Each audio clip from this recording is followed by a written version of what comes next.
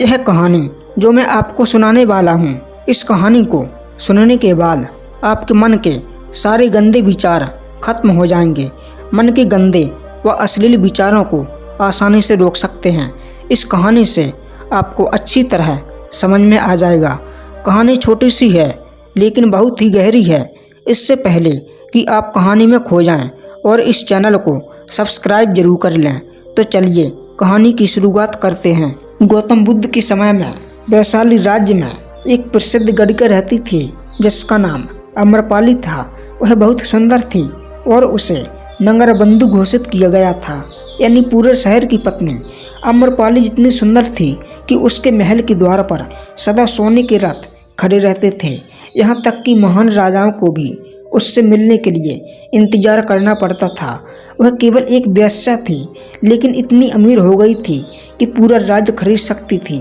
अम्रपाली का शरीर इतना सुंदर था, उससे कहीं अधिक सुंदर उसकी आत्मा थी जो सच्चे प्यार के लिए तरसती थी। क्योंकि अम्रपाली खुद से वेश्या नहीं बनी थी, उसे जबरदस्ती राजा ने वेश्या बनाया था।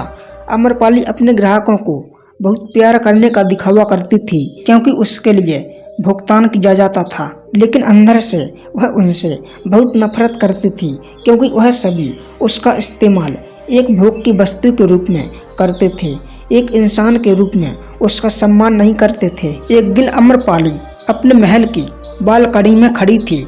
अचानक उसने अपने महल के सामने से एक युवा बौद्ध भिक्षु को गुजरते हुए देखा, जिसके पास कुछ भी नहीं था सिवाय एक भिक्षा पात्र के, लेकिन उसके पास जबरदस्त जागरूकता थी और लोगों को खुद की ओर आकर्षित करने की अद्भुत शक्ति थी। जब युवा बौद्ध भिक्षु ने ऊपर की तरफ देखा तो अम्रपाली उसे देख रही थी।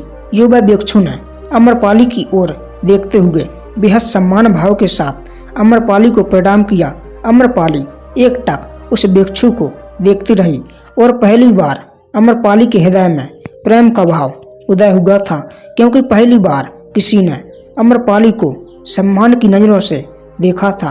किसी ने पहली बार उसे इंसान होने का एहसास दिलाया था। अम्रपाली तुरंत सीढ़ियों से नीचे उतरी और बाहर आकर उस युवा बौद्ध भिक्षु के पैर छुए और कहा, भंते, कृपया आज के दिन आप मेरे मेहमान बने और मेरे महल में चलकर भोजन स्वीकार करें।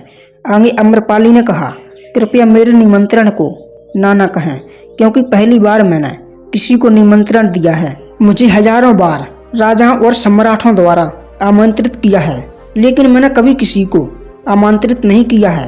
यह मेरा पहला निमंत्रण है। युवा भिक्षु ने सम्मान पूर्वक अम्रपाली का निमंत्रण स्वीकार करते हुए भोजन ग्रहण किया। भोजन देने के बाद अम्रपाली ने कहा, भंते, आज से 3 दिनों के बाद बारिश का मौसम शुरू होने वाला है, जो कि अगले 4 महीनों तक रहेगा, और मैं आपको अपने घर में 4 महीने रहने के लिए आमंत्रित करती हूँ। आने वाले 4 महीनों के लिए यह महल आपका आश्रय होगा। मैं आपको पूर्ण रूप से आश्रित करती हूँ कि मैं किसी भी प्रकार से आपके ध्यान की बाधा नहीं बनूंगी, बल्कि मुझसे जितना हो सकेगा आपके ध्यान की सुविधाओं को सुगम बनाने का प्रयास करूंगी। बौद्ध भिक्षु ने कहा, माफ कीजिए देवी, लेकिन इस विषय में मैं स्वयं निर्णय नहीं ले सकता। मैं आपके प्रस्ताव के विषय में बुद्ध से पूछूंगा। अगर वह मुझे अनुमति देंगे तो मैं आपके महल में आश्रय अवश्य ग्रहण करूंगा। इतना कहकर वह बौद्ध भिक्षु वहां से चला गया। इससे पहले कि वह युवा भिक्षु बुद्ध के पास पहुंचता है और अम्रपाली के प्रस्ताव के बारे में कुछ बताता है, उससे पहले वहां पर मौजूद अन्य भिक्षु बुद्ध के पास पहुंच गया और बुद्ध से कहा, आप उस युवा भिक्षु को रोकिएगा। अम्रपाली ने उसे 4 महीने रहने के लिए अपने घर पर बुलाया है। अम्रपाली एक वेश्या है और एक भिक्षु वेश्या के घर में 4 महीने रहे, यह सही नहीं है। इससे हमारे मन में गलत संदेह जाएगा। बुद्ध ने कहा, कृपया आप लोग शांत हो जाएं और उस भिक्षु की आने की प्रतीक्षा करें। थोड़ी देर बाद वह युवा भिक्षु बुद्ध के पास आया, बुद्ध के पैर छुए और उन्हें पूरी कहानी सुनाते हुए कहा, गुरुजी, नगर की एक अम्रपाली नाम की महिला ने मुझे बारिश के 4 महीने अपने घर पर रहने के लिए आमंत्रित किया है।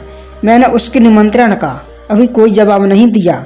मैंने उससे कहा है कि अगर आप मुझे उसके घर पर रहने की आज्ञा देंगे तभी मैं उसके घर पर रहने के लिए आऊँगा। गुरुजी, आप जो कहेंगे मैं वही करूँगा। उस युवा भिक्षु ने आम्रपाली के विषय में वेश्या शब्द का प्रयोग न करते हुए केवल महिला शब्द का प्रयोग किया है।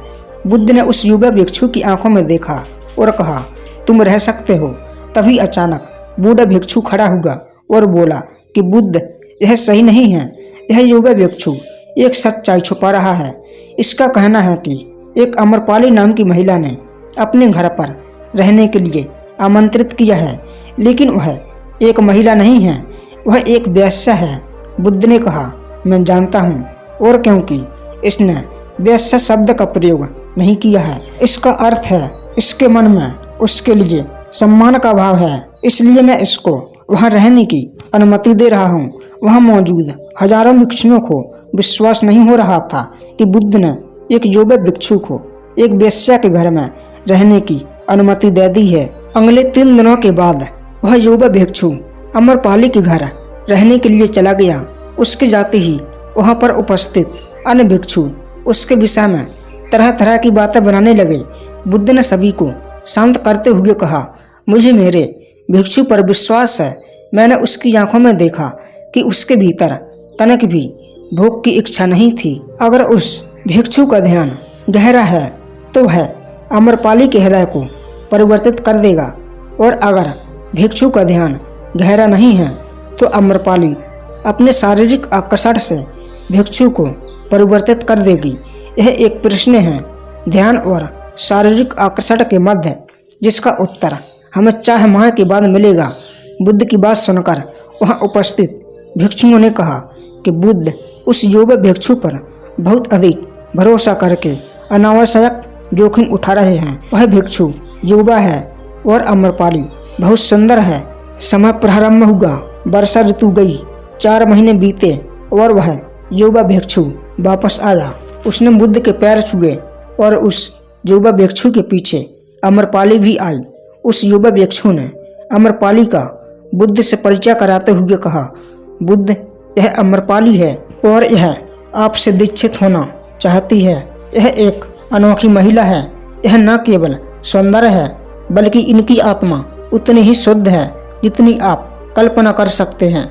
आम्रपाली ने बुद्ध के पैर छुए और कहा, मैं पहली बार देखने भर से इस युवा भिक्षु से प्रेम करने लगी थी, इसलिए मैंने इस युवा भिक्षु को अपने सौंदर्य से कई बार आकर्षित करने का प्रयास किया, लेकिन मैं पूर्ण रूप से असफल रही।